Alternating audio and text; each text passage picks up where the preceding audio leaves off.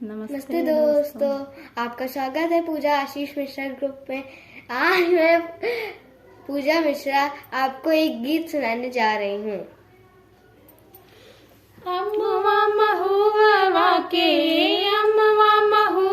वाके झूमे डरिया, तनी ताका देवी मैया तू हमारी ओरिया, तनी ताका देवी मैया तू हमारी ओरिया, तनी ताका देवी मैया।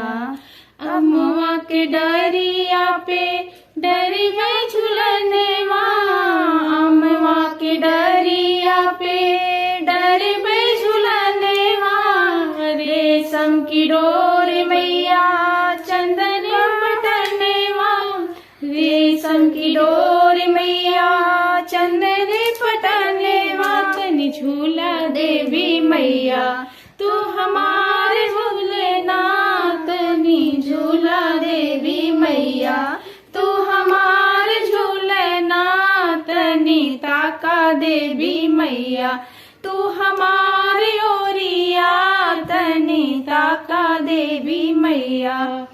तलवा तोड़ने गईले खड़ी दोपहरिया, फूलवा तोड़ने गईले खड़ी दोपहरिया, फूलवा तोड़ते मैया होई रे संझरिया, फूलवा तोड़ते मैया होई गई संझरिया, तनी झूला देवी मैया तू हमारे झूलना, तनी झूला देवी मैया तू हमारे झूलना, तनी ताका देवी मैया तू हमारी ओरिया, तनी ताका देवी मैया तू हमारी ओरिया।